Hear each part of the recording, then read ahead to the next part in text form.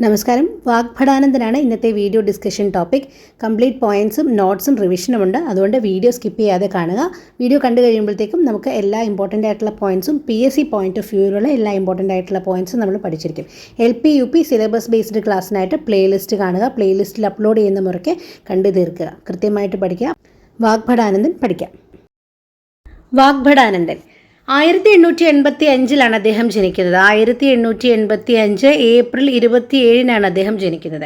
കണ്ണൂർ ജില്ലയിലെ പാഠ്യം എന്ന സ്ഥലത്താണ് അദ്ദേഹം ജനിക്കുന്നത്.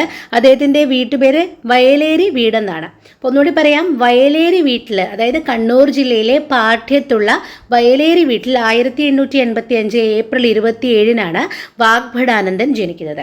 വാഗ്ഭടാനന്ദൻ എന്നല്ല അദ്ദേഹത്തിൻ്റെ ആദ്യകാലത്തെ നാമം. അദ്ദേഹത്തിൻ്റെ യഥാർത്ഥ നാമം കുഞ്ഞിക്കണ്ണൻ എന്നാണ്. അപ്പോൾ വയലേരി വീടെന്നുള്ളത് അദ്ദേഹത്തിൻ്റെ വീട്ടുപേരാണ്.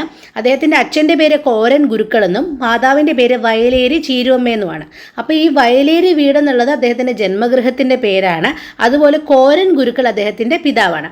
അപ്പോൾ ഈ രണ്ട് പേരിൽ നിന്നും, കോരൻ ഗുരുക്കളിൽ നിന്ന് ഗുരുക്കളും വയലേരി വീട്ടിൽ നിന്ന് വയലേരിയും എടുത്തിട്ട് അദ്ദേഹത്തിൻ്റെ പേരെന്തായിരുന്നു ആദ്യകാലത്ത്? വയലേരി കുഞ്ഞിക്കണ്ണൻ ഗുരുക്കൾ. ഈ പേരിലാണ് അദ്ദേഹം അറിയപ്പെട്ടിരുന്നത്. VK ഗുരുക്കൾ. വയലേരി കുഞ്ഞിക്കണ്ണൻ ഗുരുക്കൾ എന്നാണ് അദ്ദേഹം അറിയപ്പെട്ടിരുന്നത്. നവോത്ഥാന നായകൻ എന്ന നിലയ്ക്ക് അദ്ദേഹത്തിനെ കുറിച്ച് ഏറ്റവും ഇമ്പോർട്ടൻ്റ് ആയിട്ട് അറിഞ്ഞിരിക്കേണ്ട ചില പോയിന്റ്സ് നമുക്ക് ആദ്യം തന്നെ ഒന്ന് ഡിസ്കസ് ചെയ്യാം. അദ്ദേഹം മലബാറിലെ ശ്രീനാരായണ ഗുരു എന്നറിയപ്പെട്ടിരുന്നു. അദ്ദേഹമാണ് മലബാറിലെ ശ്രീനാരായണ ഗുരു എന്നറിയപ്പെട്ടത്. ആത്മവിദ്യാ സംഘം സ്ഥാപിച്ചത് അദ്ദേഹമാണ്. ആത്മവിദ്യാ സംഘം സ്ഥാപിക്കുന്നത് അദ്ദേഹമാണ്. ആത്മവിദ്യാ സംഘം ആരംഭിക്കുന്നത് അദ്ദേഹമാണ്. കാവി ഉപേക്ഷിച്ച് ഖദർ അണിഞ്ഞ ഒരേ ഒരു നവോത്ഥാന നായകനാണ് അദ്ദേഹം. കാവി ഉപേക്ഷിച്ച് ഖദർ അണിഞ്ഞ ഒരേ ഒരു നവോത്ഥാന നായകനാണ്. പ്രീതി ഭോജനം നടത്തിയത് അദ്ദേഹമാണ്. അപ്പോൾ ഇത്രയും പോയിന്റ്സ് ഒന്നുകൂടി പറയാം. മലബാറിലെ ശ്രീനാരായണ ഗുരുവാണ്. ആത്മവിദ്യാ സംഘം ആരംഭിച്ചത് അദ്ദേഹമാണ്. കാവി ഉപേക്ഷിച്ച് ഖദർ അണിഞ്ഞ ഒരേ ഒരു നവോത്ഥാന നായകനാണ്. പ്രീതി ഭോജനം നടത്തിയത് അദ്ദേഹമാണ്. തുടർന്ന് പഠിക്കാം. അദ്ദേഹം നമ്മൾ ഓൾറെഡി പറഞ്ഞു, വയലേരി കുഞ്ഞിക്കണ്ണൻ ഗുരുക്കൾ, VK ഗുരുക്കൾ എന്നാണ് അദ്ദേഹം അറിയപ്പെട്ടതെന്നല്ലേ. അദ്ദേഹം ഒരു അധ്യാപകനായിരുന്നു. വേദാന്ത ദർശനത്തിലും സംസ്കൃതത്തിലുമൊക്കെ അതീവ പാണ്ഡിത്യം അദ്ദേഹത്തിന് ഉണ്ടായിരുന്നു. അദ്ദേഹത്തിൻ്റെ ഗുരുവായിരുന്നു ബ്രഹ്മാനന്ദ ശിവയോഗി. ആലത്തൂർ യോഗി എന്നും അറിയപ്പെട്ടിരുന്ന ബ്രഹ്മാനന്ദ ശിവയോഗി അദ്ദേഹത്തിൻ്റെ ഗുരുവായിരുന്നു. വാഗ്ഭടാനന്ദൻ്റെ ഗുരു ബ്രഹ്മാനന്ദ ശിവയോഗി. വാഗ്ഭടാനന്ദൻ എന്ന നാമം നൽകിയത് അദ്ദേഹമാണ്. ആത്മവിദ്യ എന്നൊരു പുസ്തകം അദ്ദേഹം എഴുതി. ഈ വാഗ്ഭടാനന്ദൻ എഴുതി. വാഗ്ഭടാനന്ദനല്ല, ആദ്യകാലത്ത് എന്താണ് VK ഗുരുക്കൾ. അപ്പോൾ ഈ കുഞ്ഞിക്കണ്ണൻ ഗുരുക്കൾ എന്തെഴുതി? ആത്മവിദ്യ എന്നുള്ളൊരു പുസ്തകം എഴുതി. ഈ ആത്മവിദ്യ എന്ന് പറയുന്നത് ഏകദൈവം എന്ന ഒരു ചിന്താ പദ്ധതിയെക്കുറിച്ചുള്ളതാണ് ഈ ആത്മവിദ്യ എന്ന് പറഞ്ഞ പുസ്തകം. അതിലെ അദ്ദേഹത്തിൻ്റെ സാഹിത്യവാസന, അദ്ദേഹത്തിൻ്റെ സാഹിത്യത്തിലെ മികവ് കണ്ടിട്ടാണ് ഈ ബ്രഹ്മാനന്ദ ശിവയോഗി വാഗ്ഭടാനന്ദൻ എന്ന പേര് നൽകുന്നത്. അപ്പോൾ വാഗ്ഭടാനന്ദൻ എന്ന നാമം നൽകിയതാരാണ്? ബ്രഹ്മാനന്ദ ശിവയോഗിയാണ്. ഈ ബ്രഹ്മാനന്ദ ശിവയോഗിയെ നമ്മൾ പഠിച്ചിട്ടില്ല. നമ്മൾ ഇനി വരുന്ന വീഡിയോസിൽ നമ്മൾ ഇടാൻ പോകുന്നതേ ഉള്ളൂ. പക്ഷെ ഇപ്പോൾ പറയാം, നിരീശ്വരവാദികളുടെ ഗുരു എന്നാണ് അദ്ദേഹം അറിയപ്പെടുന്നത്. ബ്രഹ്മാനന്ദ ശിവയോഗി അറിയപ്പെടുന്നത് നിരീശ്വരവാദികളുടെ ഗുരു എന്നാണ്. ആനന്ദ മഹാസഭ സ്ഥാപിച്ചത് അദ്ദേഹമാണ്. അപ്പോൾ അദ്ദേഹം പിന്നീട് മനസ്സാണ് ദൈവം എന്ന് പ്രഖ്യാപിച്ചത് അദ്ദേഹമാണ്. അതുകൊണ്ട് തന്നെ കാലക്രമേണ ബ്രഹ്മാനന്ദ ശിവയോഗിയുടെ വിമർശകനായി മാറി അദ്ദേഹം. വാഗ്ഭടാനന്ദൻ ബ്രഹ്മാനന്ദ ശിവയോഗിയുടെ വിമർശകനായി മാറി. കാരണം ഇദ്ദേഹം ഒരു ഈശ്വര വിശ്വാസിയാണ്. അപ്പം അദ്ദേഹത്തിൻ്റെ ഗുരുവായിരുന്ന ബ്രഹ്മാനന്ദ ശിവയോഗി നിരീശ്വരവാദികളുടെ ഗുരുവായിട്ട് മാറി. അതുപോലെ അദ്ദേഹം ആനന്ദ മഹാസഭ സ്ഥാപിക്കുന്നു, മനസ്സാണ് ദൈവം എന്നുള്ള ആശയം പ്രചരിപ്പിക്കുന്നു. അപ്പോൾ അതുകൊണ്ട് തന്നെ അദ്ദേഹത്തിൻ്റെ ആശയങ്ങളുമായിട്ട് യോജിച്ചു പോകാനായിട്ട് വാഗ്ഭടാനന്ദന് പറ്റാതെയായി. അതുകൊണ്ട് വാഗ്ഭടാനന്ദൻ എന്തുപറ്റി? കാലക്രമേണ ബ്രഹ്മാനന്ദ ശിവയോഗിയുടെ വിമർശകനായിട്ട് അദ്ദേഹം മാറി. ബാലഗുരു എന്നും വാഗ്ഭടാനന്ദൻ അറിയപ്പെട്ടിരുന്നു. അപ്പോൾ വാഗ്ഭടാനന്ദൻ്റെ ഗുരു ആരാണ്? ബ്രഹ്മാനന്ദ ശിവയോഗിയാണ്. വാഗ്ഭടാനന്ദൻ എന്ന പേര് നൽകിയതും ബ്രഹ്മാനന്ദ ശിവയോഗിയാണ്. ബാലഗുരു എന്നറിയപ്പെട്ടിരുന്നു വാഗ്ഭടാനന്ദൻ. ബാലഗുരു എന്ന് അറിയപ്പെട്ടിരുന്നു. 1906 കോഴിക്കോട് ജില്ലയിലെ കാരപ്പറമ്പിൽ അദ്ദേഹം ആരംഭിച്ച സംസ്കൃത വിദ്യാലയമാണ് തത്വപ്രകാശിക. എന്താണ് തത്വപ്രകാശിക? 1906 കോഴിക്കോട് ജില്ലയിലെ കാരപ്പറമ്പ് എന്ന സ്ഥലത്ത് വാഗ്ഭടാനന്ദൻ ആരംഭിച്ച സംസ്കൃത വിദ്യാലയമാണ് തത്വപ്രകാശിക. അദ്ദേഹം ജനിച്ചത് കണ്ണൂരായിരുന്നെങ്കിലും അദ്ദേഹത്തിൻ്റെ പ്രവർത്തന മണ്ഡലം കോഴിക്കോടായിരുന്നു. 1911 രാജയോഗാനന്ദ കൗമുദി യോഗശാലയും അദ്ദേഹം ആരംഭിച്ചു. 1911 അദ്ദേഹം ആരംഭിച്ചതാണ് രാജയോഗാനന്ദ കൗമുദി യോഗശാല എന്നത്. അപ്പോൾ 1906 തത്വപ്രകാശിക ആരംഭിക്കുന്നു. എന്താണ് തത്വപ്രകാശിക? അദ്ദേഹം ആരംഭിച്ച സംസ്കൃത വിദ്യാലയമാണ് തത്വപ്രകാശിക. 1911 രാജയോഗാനന്ദ കൗമുദി യോഗശാലയും ആരംഭിക്കുന്നു. ഇനി 1914 ശ്രീനാരായണ ഗുരുവിനെ കണ്ടുമുട്ടുന്നത്. അദ്വൈത ആശ്രമത്തിൽ വെച്ചാണ് 1914 ശ്രീനാരായണ ഗുരുവിനെ കണ്ടുമുട്ടുന്നത്. ശ്രീനാരായണ ഗുരു വിഗ്രഹപ്രതിഷ്ഠ നടത്തിയിരുന്നല്ലേ, നമുക്ക് പഠിച്ചിട്ടുണ്ട് നമ്മൾ. ശ്രീനാരായണ ഗുരു ഈ വിഗ്രഹപ്രതിഷ്ഠ ചെയ്യുന്നതിനോട് എതിർപ്പ് പ്രകടിപ്പിച്ച നവോത്ഥാന നായകനാണ് വാഗ്ഭടാനന്ദൻ. ഒന്നുകൂടി പറയാം, ശ്രീനാരായണ ഗുരു വിഗ്രഹപ്രതിഷ്ഠ നടത്തുന്നതിൽ എതിർപ്പ് പ്രകടിപ്പിച്ച നവോത്ഥാന നായകനാണ് വാഗ്ഭടാനന്ദൻ.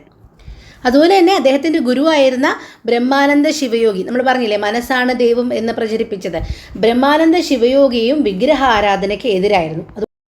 1906 തത്വപ്രകാശിക ആരംഭിക്കുന്നു. തത്വപ്രകാശിക എന്താണ്? സംസ്കൃത വിദ്യാലയമാണ്. അദ്ദേഹം ആരംഭിച്ച സംസ്കൃത വിദ്യാലയമാണ് തത്വപ്രകാശിക.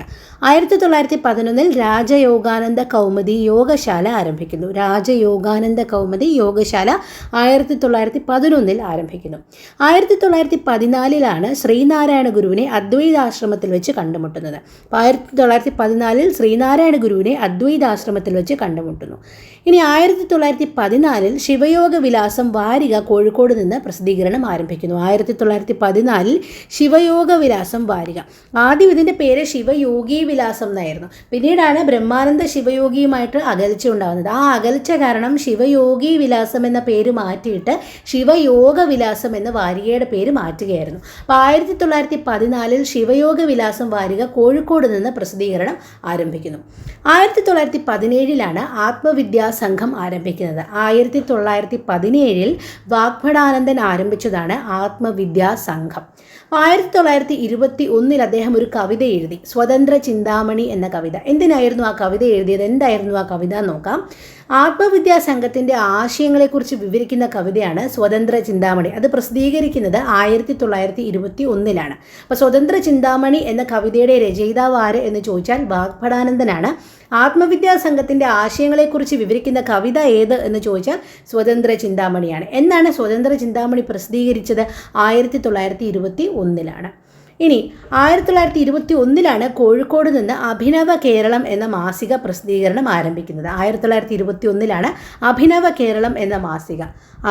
കേരളം എന്ന മാസിക പ്രസിദ്ധീകരണം ആരംഭിച്ചത് കോഴിക്കോട് നിന്നാണ്. അപ്പോൾ 1921 സ്വതന്ത്ര ചിന്താമണി എന്ന കവിത പ്രസിദ്ധീകരിക്കുന്നത്. അതുപോലെ തന്നെ 1921 തന്നെയാണ് കോഴിക്കോട് നിന്നും അഭിനവ കേരളം എന്ന വാരിക പ്രസിദ്ധീകരിക്കുന്നത്.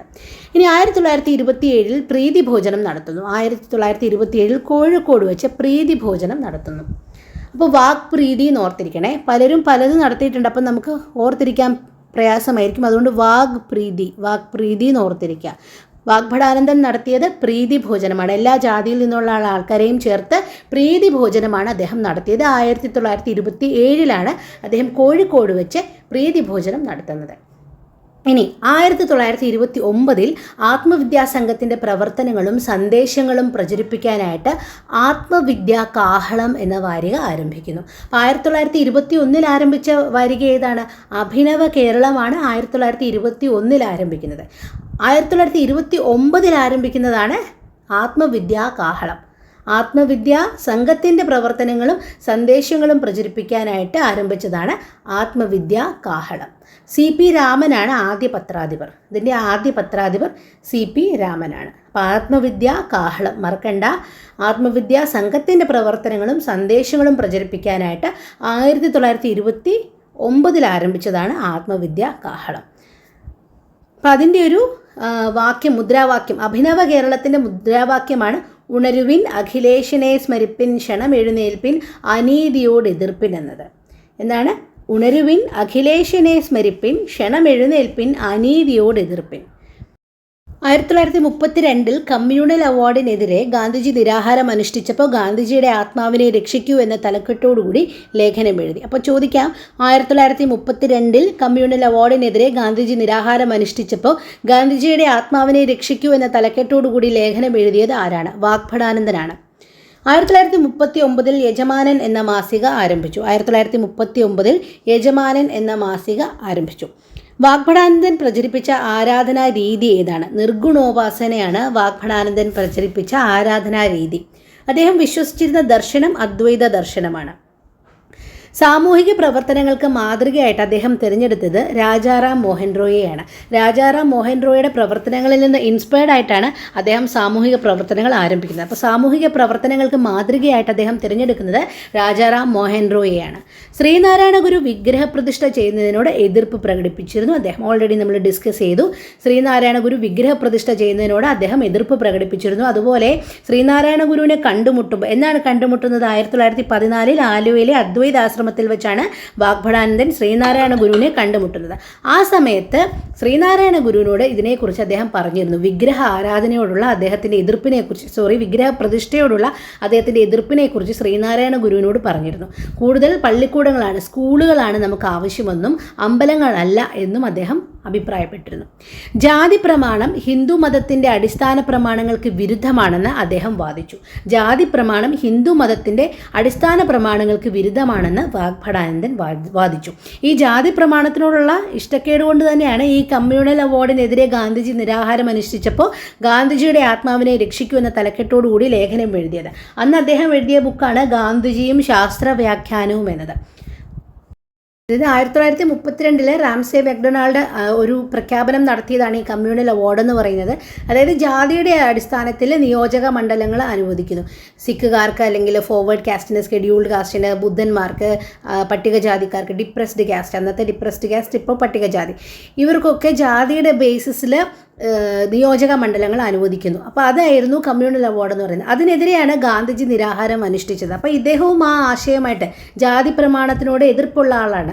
അതുകൊണ്ടാണ് അദ്ദേഹം ആ സമയത്ത് ഗാന്ധിജിയെ ഫേവർ ചെയ്തുകൊണ്ട് ഗാന്ധിജിയുടെ ആത്മാവിനെ രക്ഷിക്കൂ എന്ന തലക്കെട്ടോടുകൂടി ലേഖനം എഴുതിയത്. 1939 യജമാനൻ എന്ന മാസിക ആരംഭിച്ചു. 1939 യജമാനൻ എന്ന മാസിക ആരംഭിച്ചു. വാഗ്ഭടാനന്ദൻ പ്രചരിപ്പിച്ച ആരാധനാ രീതി നമ്മൾ പറഞ്ഞു, നിർഗുണോപാസന. ഇതൊക്കെ കഴിഞ്ഞല്ലേ നമ്മൾ. കൊട്ടിയൂർ ക്ഷേത്രത്തിൽ നിലനിൽക്കുന്ന ഇളനീരാട്ടം എന്ന ആചാരത്തിനെതിരെ അദ്ദേഹം വാദിച്ചു. കൊട്ടിയൂർ ക്ഷേത്രത്തിൽ അന്നുണ്ടായിരുന്ന ഇളനീരാട്ടം എന്ന ആചാരത്തിനെതിരെ അദ്ദേഹം വാദിച്ചിരുന്നു. 1939 ഓഗസ്റ്റ് 29 അദ്ദേഹം അന്തരിക്കുന്നത്. വാഗ്ഭടാനന്ദൻ അന്തരിക്കുന്നത് 1939 ഒക്ടോബർ 29. സുകുമാർ അഴീക്കോടിൻ്റെ തത്വമസി എന്ന പുസ്തകം നമുക്കെല്ലാം അറിയാം. ആ കൃതിയിൽ അദ്ദേഹത്തിനെ പറ്റി പരാമർശിക്കുന്നുണ്ട്. അപ്പോൾ ചോദിക്കാം, സുകുമാർ അഴീക്കോടിൻ്റെ തത്വമസി എന്ന കൃതിയിൽ പരാമർശിക്കപ്പെടുന്ന നവോത്ഥാന നായകൻ ആരാണ്? വാഗ്ഭടാനന്ദനാണ്. എന്താണ് സുകുമാർ അഴീക്കോട് അഭിപ്രായപ്പെട്ടിരിക്കുന്നത്? വാഗ്ഭടാനന്ദൻ ആർഷ സന്യാസിയായിരുന്നു, ആചാര സന്യാസി ആയിരുന്നില്ല. എന്താ പറഞ്ഞിരിക്കുന്നത്? വാഗ്ഭടാനന്ദൻ ആർഷ സന്യാസിയായിരുന്നു, ആചാര സന്യാസി ആയിരുന്നു. കാരണം അദ്ദേഹം ഈ ആചാരങ്ങൾക്കെല്ലാം എഗെയിൻസ്റ്റ് ആയിരുന്നല്ലേ. അപ്പോൾ അതുകൊണ്ട് അദ്ദേഹം ആർഷ സന്യാസിയായിരുന്നു, ആചാര സന്യാസി ആയിരുന്നില്ല. ആത്മവിദ്യാ സംഘത്തിൻ്റെ മുഖപത്രം ഏതാ? അഭിനവ കേരളമാണ് ആത്മവിദ്യാ സംഘത്തിൻ്റെ മുഖപത്രം. നമ്മൾ പറഞ്ഞു 1921 കോഴിക്കോട് നിന്ന് പ്രസിദ്ധീകരണം ആരംഭിച്ച വാരികയാണ് അഭിനവ കേരളം. അപ്പോൾ അതാണ് ആത്മവിദ്യാ സംഘത്തിൻ്റെ മുഖപത്രം. അഭിനവ കേരളത്തിൻ്റെ മുദ്രാവാക്യം അത് നമ്മൾ ഓൾറെഡി പഠിച്ചതാണ്. ഉണരുവിൻ, അഖിലേഷ്യനെ സ്മരിപ്പിൻ, ക്ഷണം എഴുന്നേൽപ്പിൻ, അനീതിയോട് എതിർപ്പിൻ. ലോകത്തിലെ ഏറ്റവും വലിയ labour contract society Uralungal labour cooperative സൊസൈറ്റിയാണ്. ഊരാളുങ്കൽ ലേബർ കോപ്പറേറ്റീവ് സൊസൈറ്റിയാണ് ഇന്ത്യയുടെ ഏറ്റവും വലിയ ലേബർ കോൺട്രാക്ട് സൊസൈറ്റി. അപ്പോൾ അത് സ്ഥാപിച്ചത് വാഗ്ഭടാനന്ദനാണ്. ഊരാളുങ്കൽ ലേബർ കോപ്പറേറ്റീവ് സൊസൈറ്റി സ്ഥാപിക്കുന്നതിന് നേതൃത്വം നൽകിയ നവോത്ഥാന നായകൻ ആരാണ്? ഉത്തരം വാഗ്ഭടാനന്ദൻ. ആത്മവിദ്യാ മഹോത്സവം നടന്നത് 1932 പുന്നപ്ര വെച്ചാണ് 1932 ആത്മവിദ്യാ മഹോത്സവം നടക്കുന്നത്. അപ്പോൾ ഇത്രയും കാര്യങ്ങളാണ് അദ്ദേഹത്തിനെ കുറിച്ച് പ്രധാനമായിട്ടും പഠിക്കാനുള്ളത്. അതൊന്ന് റിവൈസ് ചെയ്തതിന് ശേഷം നമുക്ക് അദ്ദേഹത്തിൻ്റെ പ്രധാന കൃതികളും പ്രധാന മാസികകളും ഒന്നുകൂടി പഠിക്കാം. അപ്പോൾ അദ്ദേഹം മലബാറിലെ ശ്രീനാരായണ ഗുരു എന്നറിയപ്പെട്ട വ്യക്തിയാണ്. അദ്ദേഹം ആത്മവിദ്യാ സംഘം അദ്ദേഹമാണ് ആരംഭിക്കുന്നത്. 1917 ആത്മവിദ്യാ സംഘം ആരംഭിക്കുന്നത്. കാവി ഉപേക്ഷിച്ച് ഖദറണിഞ്ഞ നവോത്ഥാന നായകൻ എന്ന് അദ്ദേഹം അറിയപ്പെടുന്നുണ്ട്. പ്രീതി ഭോജനം നടത്തിയത് അദ്ദേഹമാണ്. അദ്ദേഹത്തിൻ്റെ ഗുരു ബ്രഹ്മാനന്ദ ശിവയോഗിയായിരുന്നു. ശിവയോഗിയാണ് അദ്ദേഹത്തിന് വാഗ്ഭടാനന്ദൻ എന്ന നാമം കൊടുത്തത്. ബാലഗുരു എന്നും വാഗ്ഭടാനന്ദൻ അറിയപ്പെട്ടിരുന്നു. 1906 തത്വപ്രകാശിക എന്താണ്? സംസ്കൃത വിദ്യാലയമാണ്. 1906 1906 വാഗ്ഭടാനന്ദൻ ആരംഭിച്ച സംസ്കൃത വിദ്യാലയമാണ് തത്വപ്രകാശിക.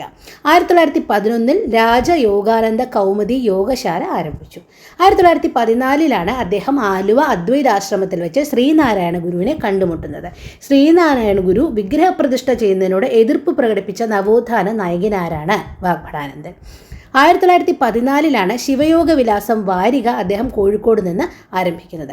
1917 ആത്മവിദ്യാ സംഘം ആരംഭിക്കുന്നു. ആത്മവിദ്യാ സംഘത്തിൻ്റെ ആശയങ്ങളെക്കുറിച്ച് വിവരിക്കാനായിട്ട് അദ്ദേഹം എഴുതിയ കവിതയുടെ പേരെന്താ? സ്വതന്ത്ര ചിന്താമണി. ആത്മവിദ്യാ സംഘത്തിൻ്റെ മാനിഫെസ്റ്റോ എന്ന് കരുതപ്പെട്ടിരുന്ന പുസ്തകമാണ് ആത്മവിദ്യ എന്ന അദ്ദേഹം എഴുതിയ പുസ്തകം. ആത്മവിദ്യാ സംഘത്തിൻ്റെ മുഖപത്രം അഭിനവ കേരളം. എന്നാണ് അഭിനവ കേരളം പ്രസിദ്ധീകരണം ആരംഭിക്കുന്നത്? 1921 അഭിനവ കേരളം പ്രസിദ്ധീകരണം ആരംഭിക്കുന്നത്. ആത്മവിദ്യാ സംഘത്തിൻ്റെ പ്രവർത്തനങ്ങളെക്കുറിച്ചും സന്ദേശങ്ങളെക്കുറിച്ചും ഒക്കെ പ്രചരിപ്പിച്ച മാസിക ഏതാണ്? ആത്മവിദ്യാ കാഹളമാണ്. 1927 കോഴിക്കോട് വെച്ച് അദ്ദേഹം പ്രീതി ഭോജനം നടത്തുന്നത്. 1929 ആത്മവിദ്യാ കാഹളം ആരംഭിക്കുന്നത്. അതിൻ്റെ ആദ്യ പത്രാധിപർ CP രാമനാണ്. 1932 കമ്മ്യൂണൽ അവാർഡിനെതിരെ ഗാന്ധിജി നിരാഹാരം അനുഷ്ഠിച്ചപ്പോൾ ഗാന്ധിജിയുടെ ആത്മാവിനെ രക്ഷിക്കൂ എന്ന ലേഖനം എഴുതിയത് ആരാണ്? വാഗ്ഭടാനന്ദനാണ്. 1939 യജമാനൻ എന്ന മാസിക ആരംഭിച്ചു. ഇത് കൺഫ്യൂസിംഗ് ആണ്. യജമാനൻ എന്ന മാസിക 1939 ആരംഭിച്ചു. വേറൊരു മാസികയുണ്ട്, വേലക്കാരൻ. ഇതാരാണ് ആരംഭിച്ചതെന്ന് നിങ്ങൾക്ക് ഉത്തരം അറിയാമെങ്കിൽ കമൻറ്റ് ചെയ്യൂ. വേലക്കാരൻ, ഇത് യജമാനനാണേ. വേലക്കാരൻ എന്ന മാസിക ആരാണ് ആരംഭിച്ചതെന്ന് നിങ്ങൾക്ക് ഉത്തരം അറിയാമെങ്കിൽ കമൻറ്റ് ചെയ്യൂ. ഓക്കെ, തുടർന്ന് പഠിക്കാം. വാഗ്ഭടാനന്ദൻ്റെ ആരാധനാ രീതി എന്തായിരുന്നു? നിർഗുണോപാസനയായിരുന്നു. അദ്ദേഹം വിശ്വസിച്ചിരുന്ന ദർശനം അദ്വൈത ദർശനം. അദ്ദേഹം മാതൃകയാക്കിയത് രാജാറാം മോഹൻ റോയിയെ. ഇനി ജാതി പ്രമാണം ഹിന്ദു മതത്തിൻ്റെ അടിസ്ഥാന പ്രമാണങ്ങൾക്ക് വിരുദ്ധമാണെന്ന് അദ്ദേഹം വാദിച്ചു. കൊട്ടിയൂർ ക്ഷേത്രത്തിലുണ്ടായിരുന്ന ഇളനീരാട്ടം എന്ന ആചാരത്തിനെതിരെ അദ്ദേഹം വാദിച്ചു. 1939 അദ്ദേഹം അന്തരിക്കുന്നത്. 1939 ഒക്ടോബർ 29 അദ്ദേഹം അന്തരിക്കുന്നത്. സുകുമാർ അഴീക്കോടിൻ്റെ കൃതിയാണ് തത്വമസി. അതിൽ പരാമർശിച്ചിട്ടുള്ള നവോത്ഥാന നായകനാരാണ്? വാഗ്ഭടാനന്ദനാണ്. സുകുമാർ അഴീക്കോട് എന്താണ് അഭിപ്രായപ്പെട്ടിട്ടുള്ളത്? വാഗ്ഭടാനന്ദൻ ആർഷ സന്യാസി ആയിരുന്നില്ല, ആചാര സന്യാസി ആയിരുന്നു എന്നാണ് സുകുമാർ അഴീക്കോട് അഭിപ്രായപ്പെട്ടത്. ആത്മവിദ്യാ സംഘത്തിൻ്റെ മുഖപത്രം നമ്മൾ ഓൾറെഡി പഠിച്ചു, അഭിനവ കേരളം. മുദ്രാവാക്യം എന്തായിരുന്നു അഭിനവ കേരളത്തിൻ്റെ? ഉണരുവിൻ, അഖിലേഷിനെ സ്മരിപ്പിൻ, ക്ഷണം എഴുന്നേൽപ്പിൻ, അനീതിയോട് എതിർപ്പിൻ. ഇതാണ് അഭിനവ കേരളത്തിൻ്റെ മുദ്രാവാക്യം. ഊരാളുങ്കൽ ലേബർ കോഓപ്പറേറ്റീവ് സൊസൈറ്റി സ്ഥാപിച്ചത് ആരാണ്? വാഗ്ഭടാനന്ദനാണ്. ആത്മവിദ്യാ മഹോത്സവം നടക്കുന്നത് പുന്നപ്ര വെച്ചാണ് 1932. ഇനി അദ്ദേഹത്തിൻ്റെ പ്രധാനപ്പെട്ട കൃതികൾ പഠിക്കാം. ആത്മവിദ്യ, ആധ്യാത്മയുദ്ധം, ഈശ്വരവിചാരം, കൊട്ടിയൂർ ഉത്സവപ്പാട്ട്, ആത്മവിദ്യാ ലേഖമാല, ഗാന്ധിജിയും ശാസ്ത്രവ്യാഖ്യാനവും, പ്രാർത്ഥനാഞ്ജലി. ഇത്രയുമാണ് അദ്ദേഹത്തിൻ്റെ പ്രധാനപ്പെട്ട കൃതികൾ. ഒന്നുകൂടെ പറയാം. ആത്മവിദ്യ, ആധ്യാത്മയുദ്ധം, ഈശ്വരവിചാരം, കൊട്ടിയൂർ ഉത്സവപ്പാട്ട്, ആത്മവിദ്യാ ലേഖമാല, ഗാന്ധിജിയും ശാസ്ത്രവ്യാഖ്യാനവും, പ്രാർത്ഥനാഞ്ജലി. ഇനി അദ്ദേഹത്തിൻ്റെ പ്രധാന മാസികകൾ നോക്കാം. ശിവയോഗ വിലാസം, അഭിനവ കേരളം, ആത്മവിദ്യാ കാഹളം, യജമാനൻ എന്നിവയാണ് പ്രധാനപ്പെട്ട മാസികകൾ. ശിവയോഗ വിലാസം, അഭിനവ കേരളം, ആത്മവിദ്യാ കാഹളം, യജമാനൻ. അപ്പോൾ മലബാറിലെ ശ്രീനാരായണ ഗുരു എന്നറിയപ്പെടുന്ന വാഗ്ഭടാനന്ദനെ കുറിച്ചുള്ള ഇമ്പോർട്ടൻ്റ് ആയിട്ടുള്ള പോയിന്റ്സ് എല്ലാം നമ്മൾ പഠിച്ചു കഴിഞ്ഞു. ഇനി ഞാനൊരു ചോദ്യം ചോദിച്ചിരുന്നു, വേലക്കാരൻ എന്ന മാസിക ആരാണ് പ്രസിദ്ധീകരിച്ചത്? ഉത്തരമറിയാവുന്നവർ കമൻറ്റ് ചെയ്യൂ. നിങ്ങൾക്ക് വീഡിയോ ഇഷ്ടപ്പെട്ടെങ്കിൽ ഉറപ്പായും ലൈക്ക് ചെയ്യുക, സപ്പോർട്ട് ചെയ്യുക, ഫ്രണ്ട്സിനോട് ഷെയർ ചെയ്യുക. സബ്സ്ക്രൈബ് ചെയ്യാതെയാണ് കണ്ടെങ്കിൽ സബ്സ്ക്രൈബ് ചെയ്തിട്ട് ബെൽ ഐക്കൺ കൂടി എനേബിൾ ചെയ്തിട്ടേക്കുക. Thanks for watching. Have a great day.